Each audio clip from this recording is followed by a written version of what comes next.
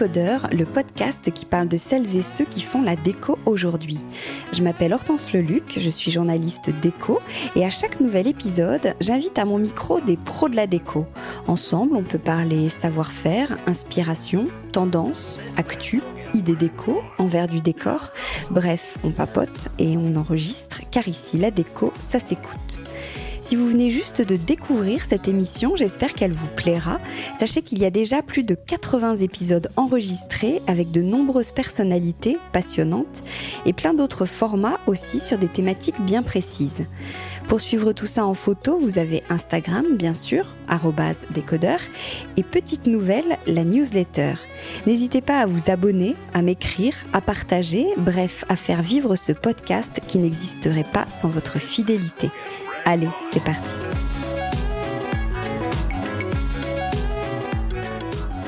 Bonjour à tous, aujourd'hui je suis avec Cécile Figuette qui a fondé la marque de papier peint éco-responsable Bienfait. C'est une marque que je suis depuis le début, on avait même fait un talk en public ensemble pour les 1 an de Décodeur sur l'engagement durable des marques, mais j'ai réalisé il y a quelques mois seulement qu'on n'avait jamais fait d'épisode dédié, entier, ensemble, donc on va y remédier tout de suite. Bonjour Cécile. Bonjour Hortense. Je ne vais pas vous détailler ici tout de suite, c'est Cécile qui va nous en parler, mais en gros, Bienfait, c'est une marque qui propose des papiers peints bien fait. Cécile, tu nous diras si c'est pour ça que tu as appelé ta marque Bienfait. Mais en tout cas, bien pensé, bien fabriqué. C'est imprimé en France avec des papiers issus de forêts éco-gérées FSC, sans PVC, avec des encres éco-labellisées, fabriquées à la demande, etc. Et tout ça dans un style très contemporain, très inspiré, très fort, avec les dessins de Cécile ou des très belles collabs qu'elle peut faire.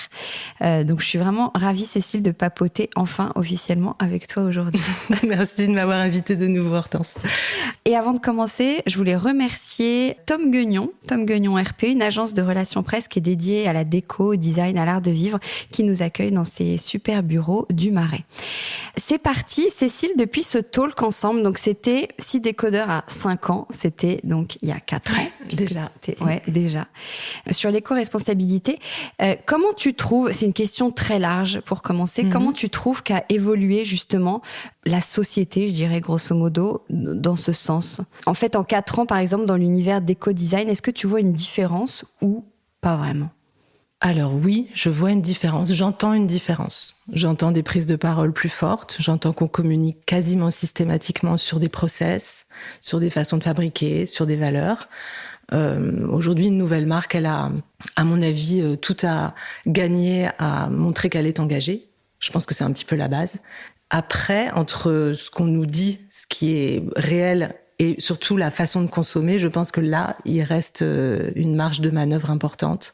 Et c'est là que j'essaie de me placer dans la façon dont nous, on aborde la production et le développement de notre marque. Dans le sens où bien produire, bien fabriquer, c'est ce que tu disais tout à l'heure, c'est vrai qu'il y a ça c'est la notion d'exigence qu'il y a dans le nom de Bienfait, c'est évident, mais il n'y a pas que ça. Il y a quelque chose de l'ordre de la quantité aussi et de la sobriété. Je sais que c'est un mot qu'on entend beaucoup en ce moment parce que ça fait partie de cet engagement écologique dont on parle énormément, et c'est très bien, mais j'y crois fermement. Nous, nos collections, elles sont courtes, on sort peu de choses.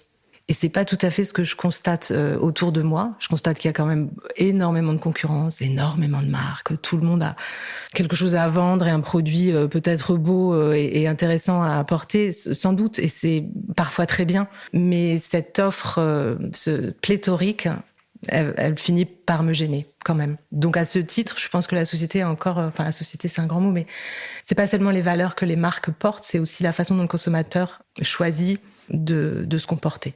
Donc il y a 2 choses, il y a le sujet des marques, peut-être même certaines qui vont communiquer en disant qu'elles sont engagées, en fait, pas tant que ça.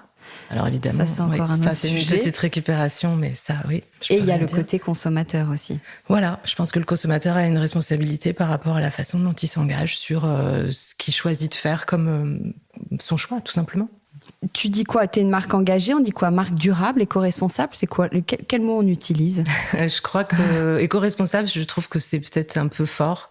parce on va pas se mentir, même si on fait tous les efforts dont tu as parlé, je te remercie, c'est vrai qu'on est hyper attentif et qu'on en fait beaucoup. On a fait notre bilan carbone, on va assez loin dans la façon dont on travaille et dans l'attention qu'on porte à ces valeurs-là.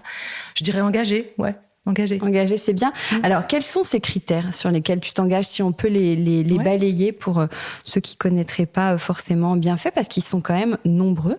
Il y a par exemple c'est une fabrication française déjà. Oui, nos imprimeurs sont en Île-de-France et en Normandie. On travaille avec des petites structures qui sont très sensibles aux mêmes problématiques que nous, la gestion de leurs déchets, l'utilisation de papier, tu l'as rappelé, issus de forêts éco-gérées. Des encres éco-responsables à base d'eau, un emballage aussi, c'est important l'emballage, un emballage recyclé et recyclable, pas du tout de plastique. Et puis aussi, nous, on travaille énormément sur mesure, on fait jamais de stock, comme ça, pas d'invendus, pas de gaspillage. Parce que donc ça veut dire quoi? Quelqu'un qui commande, tu vas fabriquer à la demande? Exactement. Et sur quel délai? 10 jours maximum. Alors évidemment, après, si le client est très loin, il y a un temps d'expédition qui s'y ajoute, et c'est aussi une des pistes d'amélioration sur lesquelles on essaie de travailler, à savoir trouver des imprimeurs qui répondent à nos critères d'exigence ailleurs, pour éviter d'avoir expédié, en particulier en Amérique du Nord, et à mettre du papier peint dans l'avion, tu vois. Je préférerais imprimer aux États-Unis et utiliser du ferroviaire pour la livraison sur place. Donc là, tu cherches? Oui. On a commencé à faire des tests avec différentes structures. C'est long, c'est compliqué, on n'est pas tout à fait en capacité d'être sur place beaucoup. Mais oui, c'est un développement que j'ai vraiment à cœur d'avancer, ouais. Tu parlais des encres à l'eau. Tu veux dire, si elles ne sont pas à l'eau, elles sont à quoi? Elles sont à base de solvants. Et c'est c'est ça qui fait qu'elles sont polluantes. Exactement, ouais. Et le papier peint COV, c'est quoi, sans rentrer vraiment dans les détails? Alors, COV, c'est les composants... On entend beaucoup ça, oui, ouais. Bah, c'est comme les peintures, en fait. C'est cette capacité que le revêtement va dégager dans l'air quelque chose qui va pas être bon à respirer. Donc, si c'est sans COV, ça veut dire que c'est sans composants volatiles toxiques pour toi. Et ça, typiquement, est-ce que pour toi, ce sont des arguments, enfin pas pour toi, mais pour d'autres marques ou sur notre sujet d'avant, c'est un argument marketing, ou est-ce que tu crois que le consommateur, ça y est, il fait attention à ça? Il a une connaissance de ces arguments? Je te dirais un peu des deux. Je pense que oui, pour malheureusement certaines marques, c'est un argument marketing. À mon sens, aujourd'hui, ça me semble un peu étonnant de pas y faire attention quand tu fais un choix surtout quand on parle de l'intérieur de ta maison, on parle d'un endroit où tu auras tes fenêtres fermées, tes enfants, ta famille. Si tu fais pas attention à ce que tu mets chez toi, ça me semble un peu curieux. Mais tout le monde n'a pas les moyens de faire ces choix-là. Et ça, je l'entends parfaitement. Les problématiques écologiques, elles sont pas pour tout le monde forcément, quoi. Oui, c'est un vrai sujet. On va y revenir. Ouais. Garde de bien ça. Il y a un sujet sur la quantité de matière aussi. Oui. Tu disais, comment tu gères ça? Notre façon de travailler le sur-mesure, elle est assez simple, à savoir qu'on demande au client de nous donner les dimensions du mur ou des murs qu'ils ont à recouvrir. Et on va lui imprimer uniquement la quantité dont il a besoin. Parce que tu sais, le papier peint, quand on doit décaler décaler les laits pour les poser côte à côte pour que la répétition se fasse correctement. Il y a beaucoup de gâches en haut et en bas, le papier peint en rouleau traditionnel, ce qui est quelque chose qu'on évite absolument pour ne pas avoir tout ce gaspillage. Donc le client recevra uniquement le décor à la taille de son mur, sans gâche, avec peut-être 5 cm en haut et en bas pour s'assurer qu'il ait bien pris ses cotes et qu'il n'en ait ni trop ni trop peu. Mais à mon sens, c'est quand même important. On va revenir sur cette idée de pédagogie pour le consommateur. Tu disais, la vraie question, est-ce que ça ne reste pas un luxe de consommer durable? Alors ouais, c'est difficile. Allez, on y va répondre à cette question. Mais je pense que si, évidemment, bien sûr. Parce que les marques engagées, elles sont souvent plus chères. Évidemment.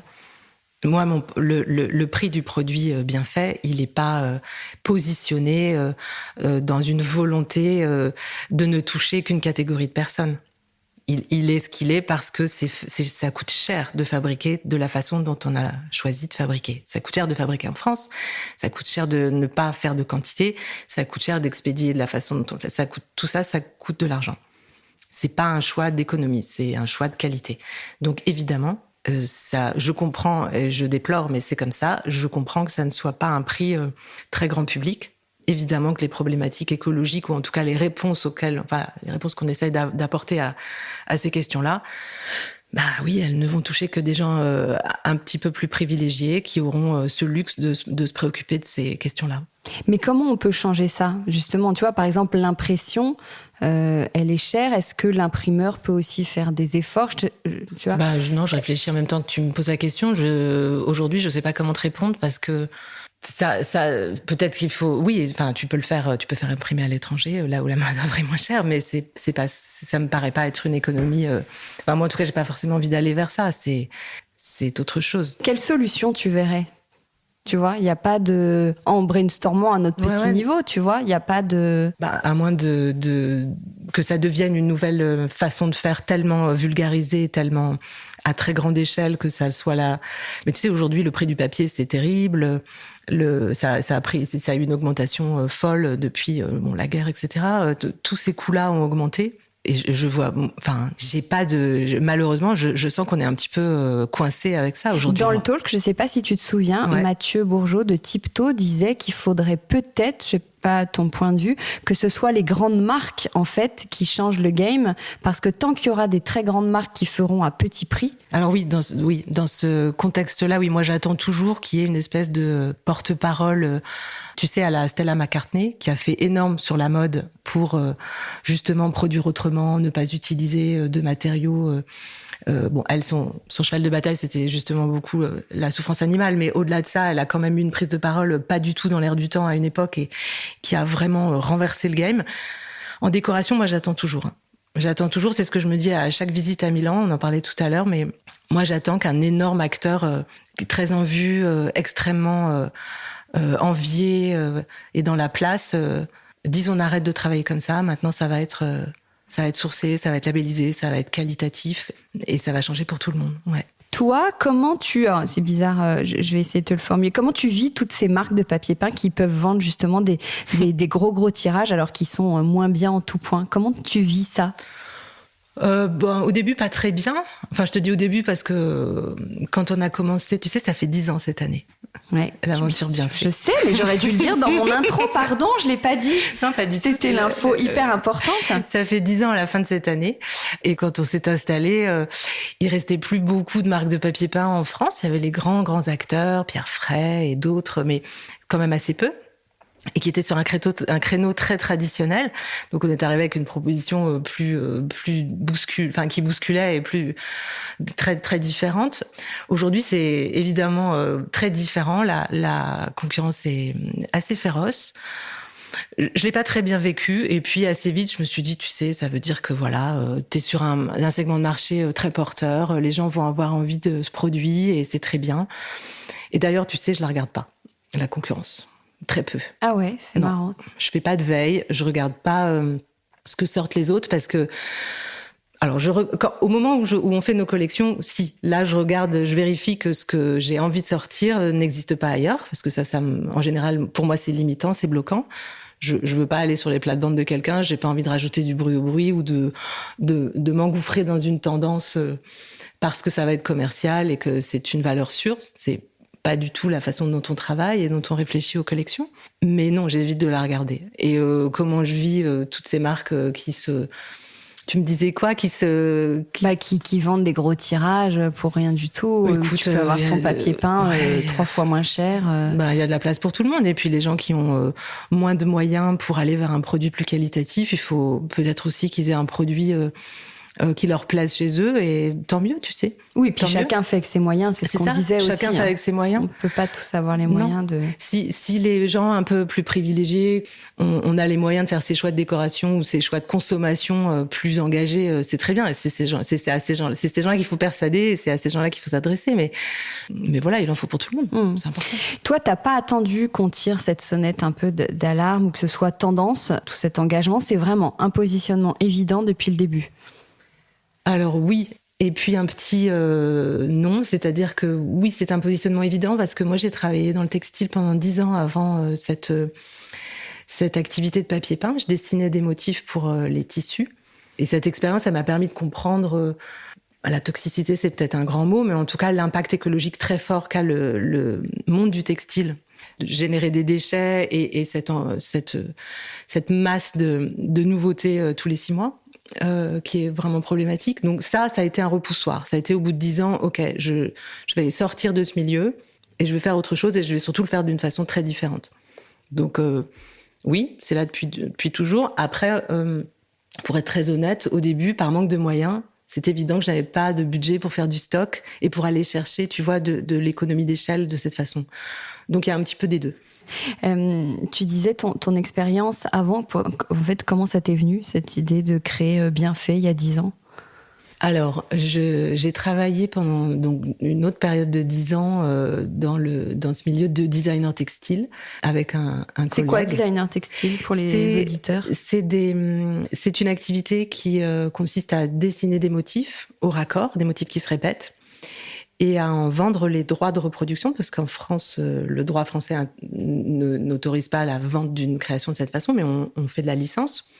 Donc, tu vends les droits de reproduction de ta création, de ton motif, de ton imprimé à un imprimeur qui va faire du tissu ou une marque de mode ou de décoration.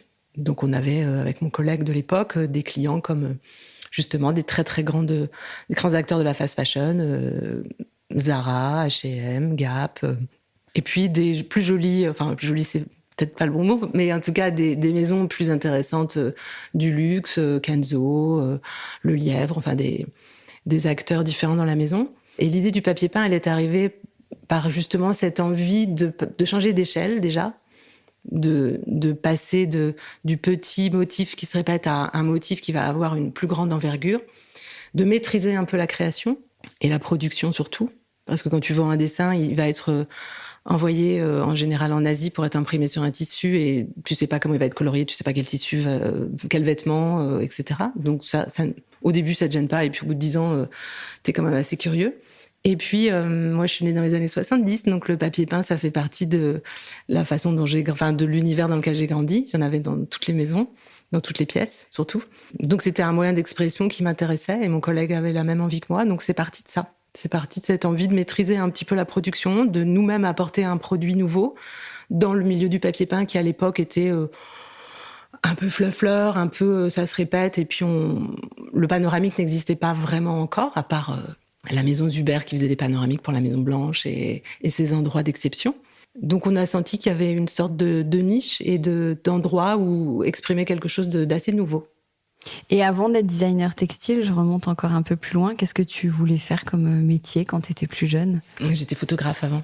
J'ai fait des études de photo. Ouais. Ah oui, d'accord. Okay. J'ai fait les beaux-arts, des études de photo et des études de mode. Et où est-ce que tu as appris à dessiner ? C'est toi qui dessines là pour Bienfait ? Ah oui, aux Beaux-Arts. Oui, c'est moi qui dessine, mais pas que moi. J'invite plein de gens intéressants. Ouais, raconte-nous, tu fais pas mal de collabs. Comment tu choisis les artistes ou les personnes avec qui tu fais des collaborations ? Alors écoute, c'est très variable. Ça peut être un mail qu'on m'envoie, ça peut être moi qui ai un coup de cœur sur le travail de quelqu'un que je découvre au hasard des réseaux sociaux ou d'une exposition ou d'une découverte qu'on me présente. Y a pas de règle du tout, en fait. C'est assez spontané. Je reçois aussi beaucoup de portfolios maintenant parce que les illustrateurs ou les dessinateurs ont compris qu'on était une marque qui s'intéressait à la création. Donc, je reçois beaucoup de choses. Ouais, c'est très variable. Il n'y a pas de règle. Et pourquoi faire des collabs ? Parce que c'est la partie de mon travail que je préfère. Oui, mais tu pourrais, toi, toute seule, non ? Non. Pourquoi aller chercher d'autres J'ai un certain savoir-faire, mais je ne sais pas tout faire. Et bien loin de là. Et puis je trouve ça passionnant en fait, de rencontrer un artiste, de l'inviter à s'exprimer sur un autre médium aussi, ça j'aime beaucoup ça. Aller chercher quelqu'un qui fait du dessin pour le livre, comme on avait fait il y a longtemps avec Béatrice Alemania, qui dessine pour la littérature jeunesse et qui est vraiment une très grande auteure dans ce milieu-là, ou travailler avec Mathilde Denise, tu sais, qui est une artiste contemporaine diffusée, signée chez Perrotin, qui a des expos partout dans le monde, qui a un travail pictural et de collage et de peinture hyper personnel, hyper beau. Bon, bah voilà, elle a eu envie, elle aussi, de faire du papier peint, du décor, ça lui semblait intéressant. Je trouve que ces translations, en fait, d'un médium à un autre, c'est hyper réjouissant. Et comment vous travaillez ensemble ? C'est assez variable aussi, mais la plupart du temps, soit j'ai déjà une idée que je peux pas, moi, mettre en œuvre avec mes moyens, donc je la propose.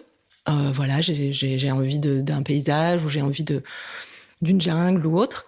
Et puis on travaille à 4 mains comme ça. Parfois, on me soumet des dessins un petit peu bruts. Ça m'est arrivé avec une artiste américaine. J'avais en tête un jardin. Audrey Hélène Weber, une fille super douée. Et je lui ai demandé de me dessiner simplement des fleurs. Donc elle m'a fourni une 30aine de fleurs. Et puis moi, ensuite, je les ai organisées dans l'image, dans l'idée que j'avais du jardin avec son travail. Donc c'est vraiment une collaboration dans ces cas-là. Donc, ça peut être de cette façon-là. Ou ça peut être simplement, il me semble que telle œuvre serait très adaptable et très adaptée à la décoration murale. Je la fais numériser en très grand format et on fait des tests d'impression avec nos imprimeurs et ça devient un décor. Et puis, ça peut aussi... Attends, je réfléchis à d'autres typologies de collaboration qu'on a eues plus récemment. Mais par exemple, là va sortir dans quelques semaines, je ne sais pas quand sera diffusé cet épisode, mais en tout cas à la fin du mois d'avril, une collaboration avec une artiste collagiste française qui s'appelle Lia Rochas-Paris. Je suis son travail depuis longtemps et j'aime beaucoup cette façon de s'exprimer par le collage et les images qu'elle recompose. Et là, ça a été assez libre, en fait. Comme j'aimais son travail et sa façon de s'exprimer, on s'est rencontrés pour un petit peu se renifler, j'ai envie de dire, tu vois, se comprendre. Je vais expliquer un peu les contraintes que j'ai pour le décor, les contraintes d'échelle, les contraintes de définition. Et puis une œuvre d'art, c'est pas tout à fait comme un papier peint, dans le sens où le papier peint, il faut qu'il discute avec ton sol, parce qu'il va y être apposé. Enfin, il va être juxtaposé, on va dire. Donc, il faut penser à différentes nuances et à ces sujets-là de décoration. Et puis voilà, elle a travaillé, elle m'a fait des propositions et on a affiné ensemble ce qui nous semblait le plus adapté. Et c'est plus facile ou plus difficile de travailler avec un créatif, en étant deux créatifs, justement ? Moi, je trouve ça assez intuitif, en fait. Surtout que j'ai longtemps été de l'autre côté, où j'étais celle à qui on demandait un motif ou un dessin. Donc je crois que je suis assez à l'aise dans cet exercice, j'ai l'impression. Il y a pas mal de sujets sur lesquels j'ai beaucoup de doutes et où je suis pas toujours à mon aise. Mais sur ce sujet-là, je me sens plutôt à ma place. C'est vraiment très agréable. Et sur lesquels tu as des doutes ? Tu me tends une perche. Oui, je sais. Non, disons que c'est un secret pour personne qui me connaît de près. Je suis moins à mon aise dans cette fonction de manager et de chef d'entreprise. Tu sais, je te disais, moi j'ai fait des études artistiques, donc c'est pas ma passion, le tableur Excel et tu vois, l'analyse du bilan comptable. Mais ça fait partie des choses qui sont absolument incontournables aussi. Donc je suis très bien entourée, j'ai une équipe formidable et des consultants et des gens qui m'aident beaucoup, sans lesquels ça serait pas du tout aussi intéressant. Mais non, c'est sûr, je suis pas très à mon aise à cette place-là. Et c'est quoi une équipe ? Vous êtes combien à peu près ? On est très peu, on est 5 personnes. Quel est ton procédé ? J'en reviens à ton procédé un peu créatif, toi. Est-ce que tu te dis, tiens, je vais lancer une collection, j'ai une thématique, ou est-ce que tu te fixes des délais ? Et puis au moment où tu te décides, comment tu travailles ? Alors, je vais te décevoir, mais il y a très peu de process, à part les process de fabrication non, moi, en fait, depuis la création de Bienfait, j'ai à cœur de me sentir très libre. C'est pas un caprice, c'est vraiment une nécessité. J'ai pas envie. J'ai eu pendant longtemps justement ces exigences de collection. Quand je faisais du textile, on participait à des salons, etc. Donc j'ai eu envie de m'affranchir de ça. Bon, il se trouve que c'est assez peu tenable. Si on est sincère, c'est assez peu tenable parce qu'il faut quand même avoir un calendrier de sortie de nouveautés qui corresponde à ce que le secteur attend, plus ou moins, parce qu'il y a une saisonnalité dans notre secteur d'activité. J'ai mis assez longtemps avant de la comprendre, mais maintenant c'est plus clair. Et donc non, je ne construis pas de collection, mais en revanche, je sais que j'ai des temps forts de sortie dans l'année. Donc on sort... on sort des nouveautés au printemps et à l'automne, au moment des grands salons, finalement. C'est ça, cette saisonnalité dont tu parles ? Ouais. C'est lié à quoi ? C'est lié aux habitudes, je pense, de consommation, aux salons qui correspondent au secteur d'activité. Donc les personnes achètent plutôt du papier peint, tu disais, en janvier ? Alors, plutôt au printemps. Au printemps, à partir du début de l'année. Il y a un temps, si tu veux, nous, la fin de l'année où les gens sont, en termes de consommation, sur leur fête de fin d'année, les cadeaux, tout ça, on n'est pas du tout sur ce secteur, sur ce moment-là. Sachant que nous, on a une clientèle assez mixte, hein, c'est aussi c'est un client final, un particulier, mais c'est quand même aussi beaucoup des architectes et des décorateurs qui sont sur des projets mixtes également, des projets particuliers et des projets plus ERP ou contract, on va dire. Donc oui, il y a une saisonnalité. Donc on construit pas vraiment de collection parce que je t'ai fait suivre les nouveautés qui sortent en avril et t'as pu constater qu'il n'y a pas une thématique avec comme ce serait attendu. Je travaille pas du tout comme ça. Je l'ai fait pendant très longtemps. Je vois bien comment le faire, mais ça m'intéresse beaucoup moins. Aujourd'hui, si tu veux, comment dirais-je, j'ai à cœur de présenter des choses qui n'existent pas déjà. Je l'ai dit tout à l'heure, mais c'est important de pas ajouter du bruit au bruit. Moi, je me sens un petit peu dépassée par l'abondance d'offres aujourd'hui. Ça me met assez mal à l'aise. Et je voudrais ne pas du tout fonctionner de cette façon. Donc, on sort très peu de choses. Tu vois, on sort 3, 4 nouveautés 2 fois par an. Ce qui est très, très peu par rapport à ce qui peut se faire par ailleurs. Mais je pense que ça nous convient. Parce que ce qu'on sort, c'est fort. Voilà, il faut laisser le temps à l'œil de se faire et au client de s'approprier un petit peu cette proposition. Et je crois que, enfin, en tout cas, moi, ça me correspond. Ouais. Alors, une fois que tu as ton dessin, comment on travaille? Tu as un dessin j'en sais rien, en A4 et après, tu le mets sur ton ordinateur, tu le mets à l'échelle ou c'est l'imprimeur? Quelles sont les étapes, tu vois? Alors, par exemple, quand c'est moi qui dessine, là, tu vois, dans les nouveautés, il y a un grand décor qu'on appelle Velluto et qui est comme une sorte d'aquarelle floue. Ça, c'est des peintures que j'ai fait l'été dernier. C'est pas très grand, ça doit faire, je sais pas, c'est un A3. Écoute, je l'ai numérisé. Je l'ai numérisé en très haute définition. Et puis, il a été ça me permet d'en avoir un fichier digital que je peux ensuite retravailler, tu vois, sur Photoshop, vérifier que la qualité soit bonne. On fait des tests d'impression ensuite. On adapte la chromie avec nos imprimeurs. Et puis on le teste, on vérifie que cet agrandissement, ce changement d'échelle lui sied et sera quelque chose de pertinent dans un intérieur. Parce que oui, la translation du dessin au décor, elle n'est pas toujours très heureuse. Parfois, ça fonctionne pas du tout. Et ça se passe la plupart du temps comme ça. Donc des fois, c'est des petits dessins qui sont pas très grands, qui sont scannés et très agrandis. Donc il faut faire attention avec quoi on dessine ou avec quoi on peint pour que, une fois que c'est changé d'échelle, ça reste charmant et séduisant. Voilà, c'est à peu près comme ça. Mais tu dessines et tu peins en disant, tiens, je vais créer un... Tu vois? Pas vraiment. Ça dépend. Je te dirais, moi, c'est vraiment beaucoup de choses à l'instinct, quoi. C'est doit être très agaçant de travailler avec moi, d'ailleurs, parce que je réfléchis pas. Les choses, elles se font parfois un tout petit peu malgré moi, quoi. Donc, ça peut rester... là, ce qui va sortir, c'est dans mon bureau depuis... presque 1 an et j'y pensais pas du tout. Et puis il y a 2 mois ou 3, j'ai eu tout à coup, enfin pas tout à coup, il y a pas de révélation, il y a pas c'est pas la foudre qui me frappe, mais disons que j'ai eu cette envie de choses floues et en fait j'ai eu envie de douceur et de légèreté. Et puis ces harmonies de couleurs, c'était peut-être parce que c'était au creux de l'hiver, ça m'a semblé être intéressant. Et j'ai fait des tests et puis il se trouve que ça marche très bien et je suis très contente du résultat. Et donc, c'est vraiment très varié. Là, il y a une autre référence qui ressemble à un grand herbier. Bon, c'est pareil, c'est des plantes que je dessine depuis, je sais pas, 3 ou 4 ans. Il y a eu un point de départ un jour. J'ai certainement complètement oublié d'où ça vient. Il y a eu un livre qui m'a inspirée, puis ensuite, c'est parti dans tous les sens. Et ils sont au mur derrière mon bureau chez moi. Et quand je suis en Zoom avec mon équipe, les gens le voient et me disent « Mais dis donc, c'est très joli, on n'en ferait pas un papier peint ?» Et voilà, et on a fait un test. Et en effet, ça fonctionne très bien. Mais tu vois, c'est décevant. Il y a pas vraiment de process très. Mais non, mais pourquoi tu dis c'est décevant? Non, c'est parce pas décevant. Disons que c'est très organique et c'est parfois un peu. Je pense que ça doit être un peu compliqué pour une partie de mon équipe.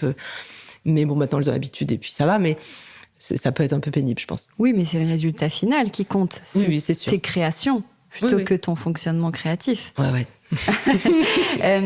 Comment tu définirais ton style? Là, on est un podcast, donc imagine ceux qui ne te connaissent pas, comment tu décris? Typiquement, tu parlais tout à l'heure, tu m'as envoyé le dossier avec tes nouveautés, ce sont 3 univers complètement différents. Oui, très différents. Alors ça, c'est une question qu'on m'a parfois posée et à laquelle j'ai du mal à répondre parce que précisément, à part peut-être le travail sur l'échelle du motif, ça c'est important. J'en ai parlé tout à l'heure un petit peu et c'est vrai que ça reste assez différenciant par rapport à d'autres marques. On a aussi beaucoup de décors panoramiques, mais pas que. Un style... J'ai l'impression que les gens ont cette idée qu'on est une marque ludique. Alors c'est toujours un petit peu étonnant pour moi parce que c'est pas vraiment ça que je sais, moi en tout cas que je veux faire passer comme idée, mais c'est pas grave du tout, ça me gêne pas cet adjectif, au contraire. J'aime bien l'idée qu'il y ait de la joie et de l'optimisme dans la décoration. Oui, je te dirais, il y a pas de style, il y a une attention portée à l'échelle, il y a des gammes de couleurs très travaillées, il me semble, c'est important pour moi. Ou alors, comment tu décrirais ton univers ? Qu'est-ce qui t'inspire au quotidien ? Qu'est-ce qui te nourrit ? Ça, c'est nous, les journalistes, on adore cette question. Tellement de choses, et en même temps, comment te raconter l'art, de façon très générale. Tu vois, là, je sors de l'exposition de Brancusi, ça m'a électrisée tellement c'est beau. Et je connaissais peu cet artiste, et c'est très, très, très, très beau. Oui, l'art, évidemment. L'illustration, beaucoup. C'est ma formation. Moi, j'ai étudié l'illustration aux Beaux-Arts. Le dessin, évidemment. Mais la musique, les voyages, le cinéma, la culture. Enfin, je crois que comme plein de créatifs, on baigne dans une grande soupe d'inspiration. On est un petit peu entouré d'images. Et à un moment, il y a quelque chose, tu vois, qui comme un filtre qui se fait. Et puis ça émerge, mais oh là là, c'est pas facile. Ça sonne un peu pompeux tout ça. Il y a pas de recette magique. Je crois que, je sais pas, ça arrive des fois, et puis des fois pas du tout. Je cherche et je me trompe et c'est moche. Il y a pas mal de hasard. Où est-ce que tu travailles, justement ? Est-ce que tu as un bureau ou pas forcément ? Il y a des moments précis Enfin oui, j'imagine qu'il y a des moments précis, mais tu vois. Oui, alors, depuis le Covid, on est une équipe qui est un petit peu en télétravail et en présentiel au showroom de Paris. Tu sais, on a une boutique que tu connais dans le Marais. Et puis, donc c'est là où l'équipe reçoit nos clients. Et c'est là où je viens faire les réunions et où je passe du temps, évidemment. Mais par contre, quand je suis en période de création, on va dire, ça, c'est plutôt chez moi. Donc oui, j'habite... J'ai une pièce, j'ai la chance d'avoir une maison, et donc j'ai une pièce pour moi. C'est un grand luxe, et je peux travailler. Tu peux laisser les choses et partir les choses le soir en plan, et etc. Je peux les étaler dans la cuisine. Enfin, c'est très agréable. Ça, j'imagine. Tu parlais, on dit une boutique ou un showroom. On peut n'importe qui peut venir, n'importe pour qui vos peut rendez-vous. Oui, bien sûr. C'est plutôt sur rendez-vous, mais comme on est là la semaine, on refusera pas les gens qui se présentent, évidemment. Est-ce que tu as des modèles qui sont les mêmes depuis le début ? Oui. Ou parce que j'ai l'impression, je suis allée voir sur le site, tu en arrêtes ou tu les continues tous ? Comment ça se passe ? Alors, on a une collection qu'on appelle plutôt perpétuelle. Moi, j'ai dans l'idée que quand un motif est juste, il n'y a pas vocation à le supprimer 2 ou 3 ans après sa sortie. Donc, on en a délisté 1 ou 2, mais vraiment très peu. Soit parce que la collaboration s'était arrêtée avec un artiste, soit parce que, voilà, c'était son moment de partir, de le retirer. Mais non, c'est une collection qui est là pour durer, ouais.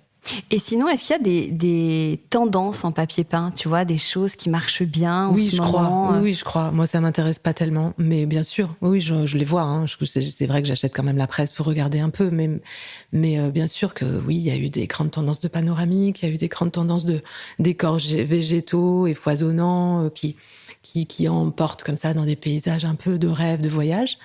Bon, toi, tu suis pas Si, je serais malhonnête de dire que c'est pas le cas, bien sûr, parce que comme je te disais, je baigne un peu dans le même bain que tout le monde, hein, donc bien sûr que j'ai envie de rayures et de fleurs et de voilà. Mais disons que cette histoire de tendance, c'est pas ça qui va nous driver, quoi.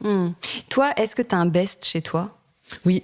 On en a, enfin, ils sont en train de se remplacer là, mais oui, on a un best qui est un décor panoramique qui s'appelle Bahamas et qui représente un grand décor de fleurs, de gravure du 18e qui représente la flore des Bahamas justement, qui est un petit peu en train d'être remplacé par un décor de rayures qui s'appelle Diabolo, très coloré, qui plaît beaucoup. Et puis Cloudy qui existe depuis, mon Dieu, au moins 15 ans maintenant et qui est un dessin très léger, très facile de nuages au point. Au trait, noir et blanc. Ouais, on en a quand même certains qui sont des iconiques de la marque et qui sont très demandés, que du coup on a décliné dans plusieurs coloris. Et toi, est-ce que tu as un chouchou ? Tu vois, vraiment que tu as adoré créer ou pour une collab qui existe encore ou pas ? Oui.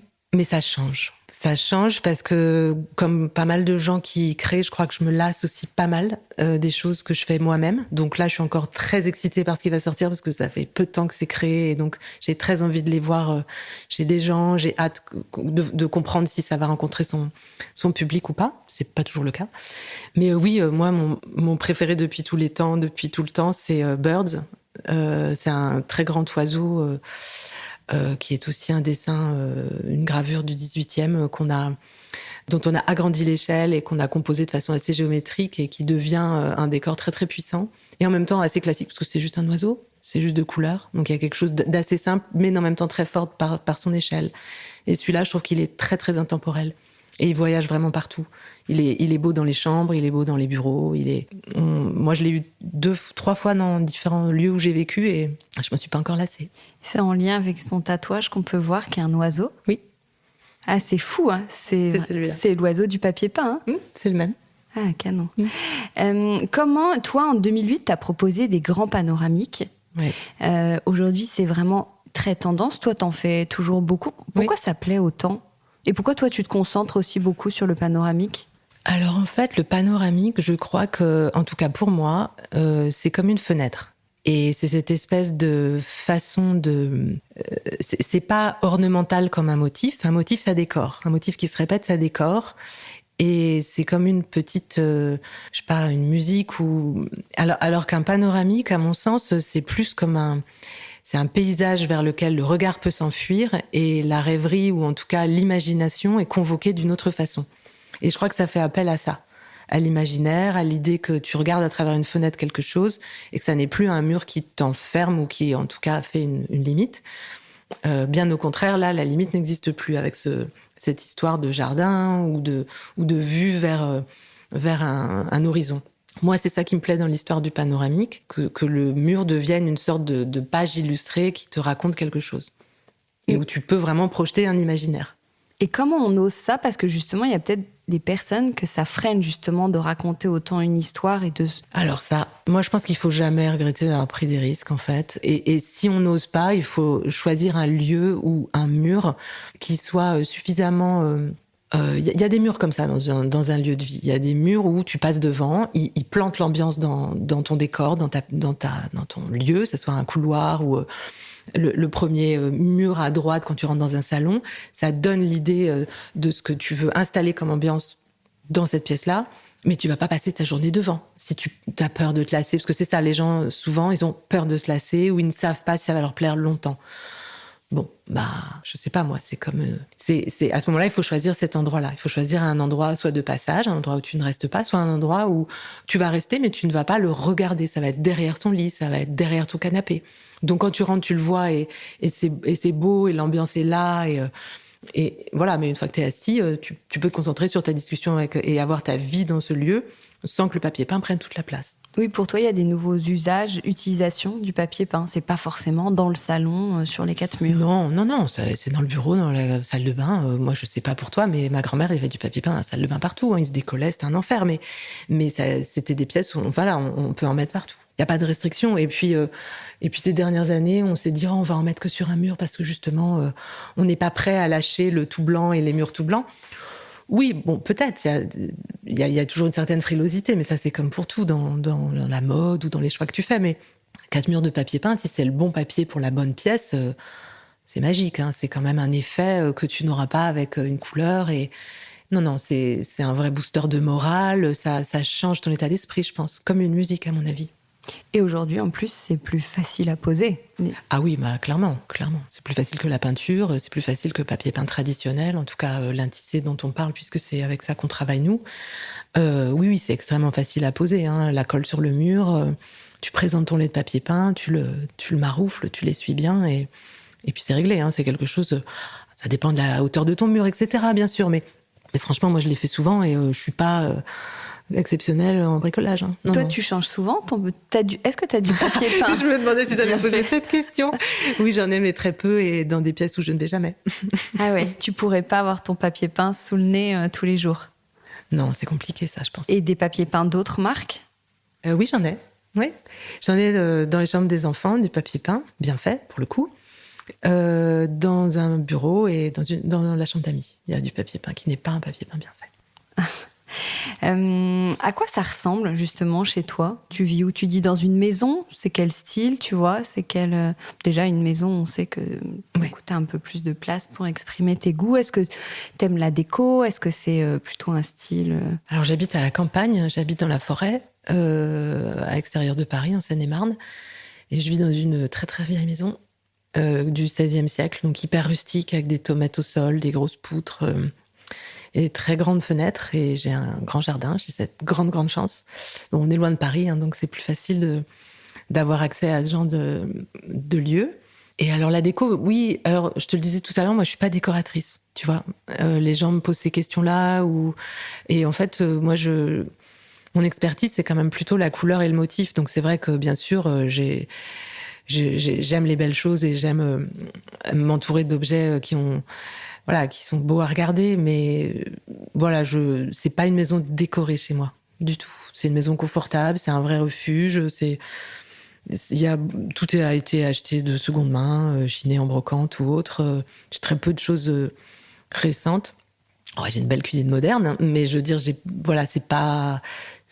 tu l'as pas souvent vu dans des magazines de déco. Même si c'est pas récent, ouais. Ça peut être joli et décoré. Ah non, mais c'est très agréable. Pourquoi tu dis que c'est pas décoré? C'est pas que c'est pas décoré, mais disons que je n'y réfléchis pas, je pense, comme un décorateur ou une décoratrice, contrairement à ce que peut-être tu peux projeter sur mon activité en se disant ah ben tiens. Non, du tout.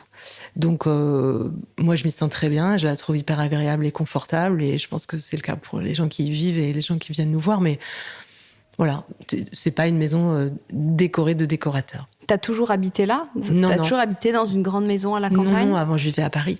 On est parti de Paris il y a 8 ans.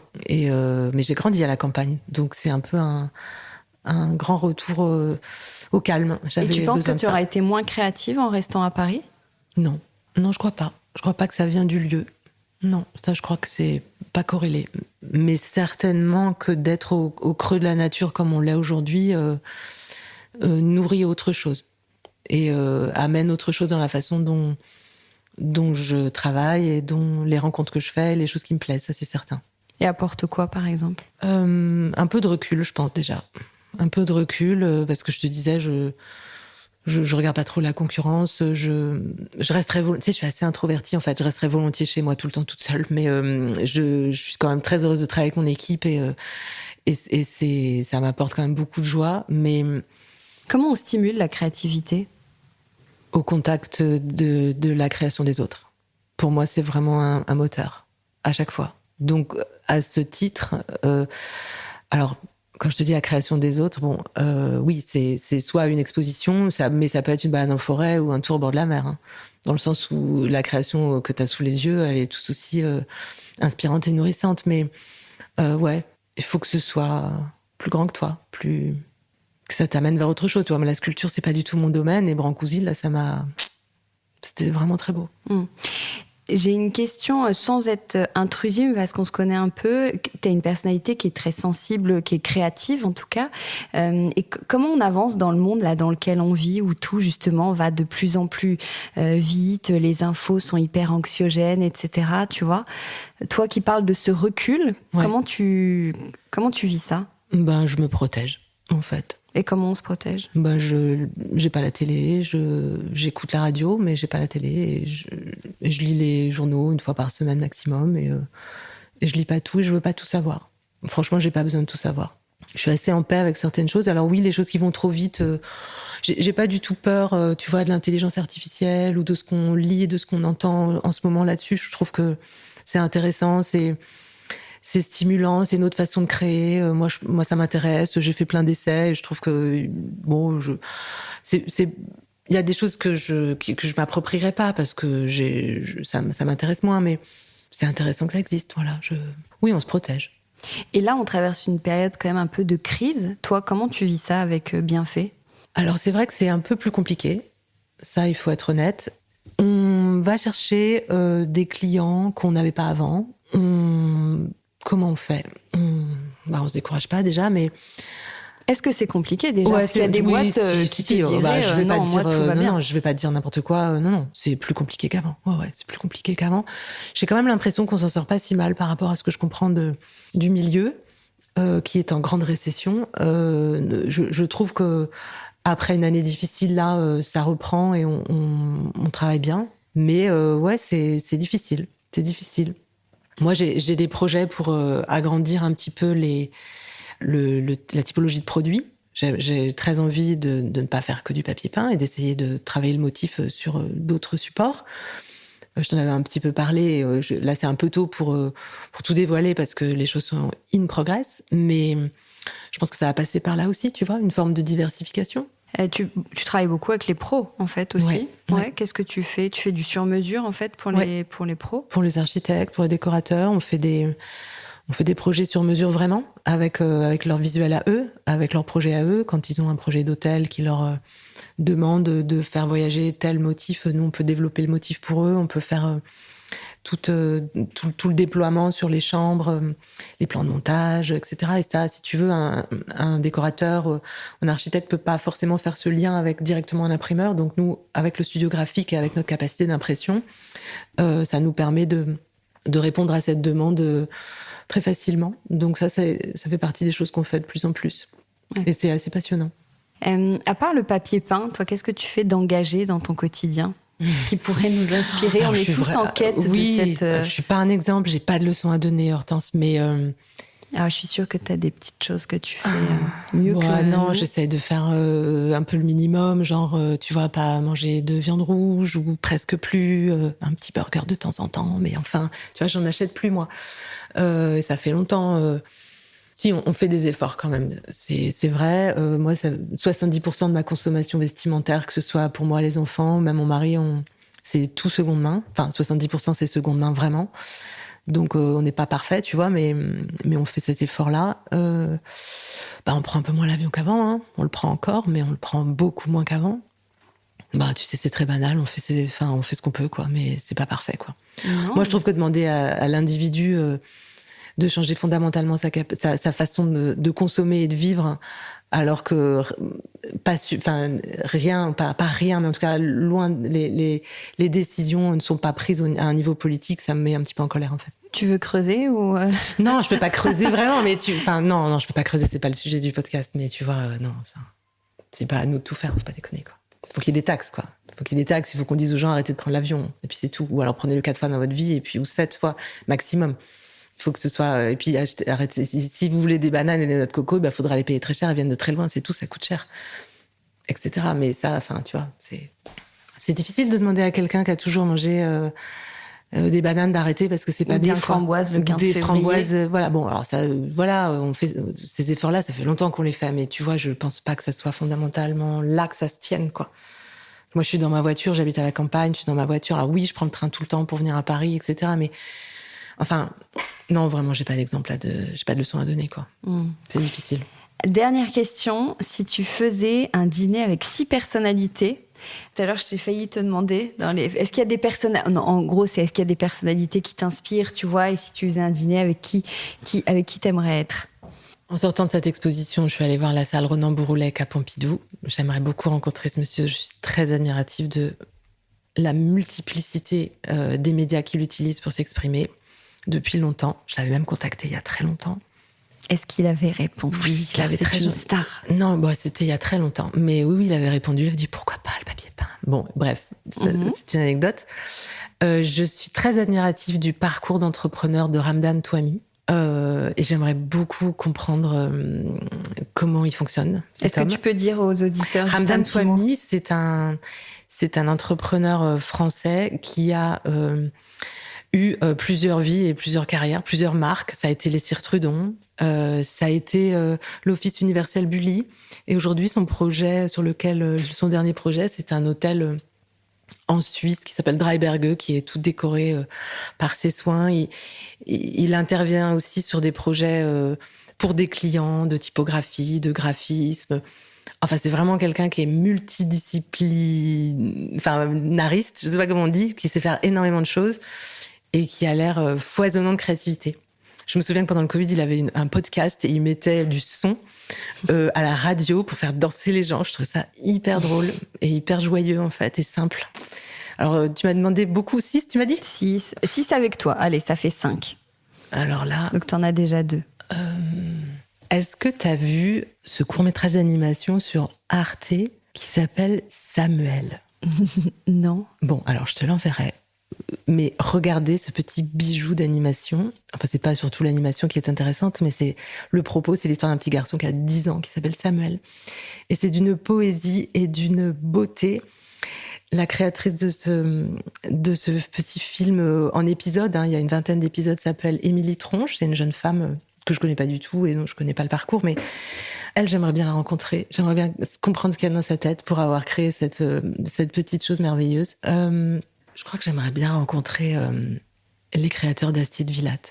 Parce que c'est une énorme inspiration pour moi depuis toujours. La façon dont, justement, ils se sont autorisés tout. Il y a eu de la céramique, mais il y a eu du liquide vaisselle. Il y a eu des bougies, mais il y a eu des gommes. Tu vois ? Et puis, et cette façon de faire produire aussi. Tu sais que c'est des réfugiés tibétains qui font leur céramique. Moi, ça me fascine. Les gens qui s'autorisent ces libertés-là et ces carambolages d'idées, je trouve ça passionnant. Pendant longtemps, j'ai rêvé de rencontrer Francis Allais, tu sais, ce botaniste français, mais mon rêve s'est réalisé puisqu'on a fait cette collaboration ensemble, donc ça compte pas.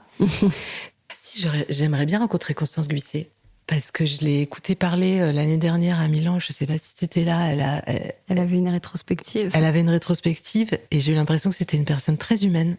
Et cette qualité-là, enrobée dans cette créativité foisonnante, c'est pareil, ça m'a vachement intriguée. Et puis c'est une femme et elle intervient sur beaucoup de secteurs d'activité. Sa créativité, c'est vraiment niché dans énormément de produits. Et ça m'intéresse, ça.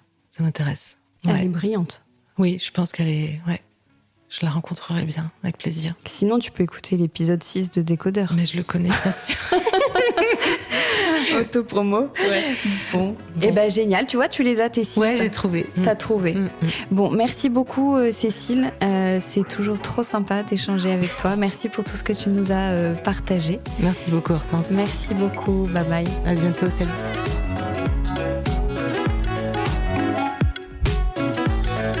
Le Décodeur, c'est terminé pour aujourd'hui. Merci beaucoup d'avoir écouté en entier. Si vous avez aimé cette émission, n'oubliez surtout pas de vous abonner au podcast pour ne pas rater les prochains épisodes. Bien sûr, vous pouvez aussi la partager en l'envoyant à vos proches ou en story Insta. D'ailleurs, vous pouvez me retrouver sur le compte Décodeur où je poste quasiment tous les jours. Et si jamais vous écoutez cette émission sur Apple Podcast et que vous avez 20 secondes, n'hésitez pas à laisser un commentaire. C'est juste sous la liste des épisodes.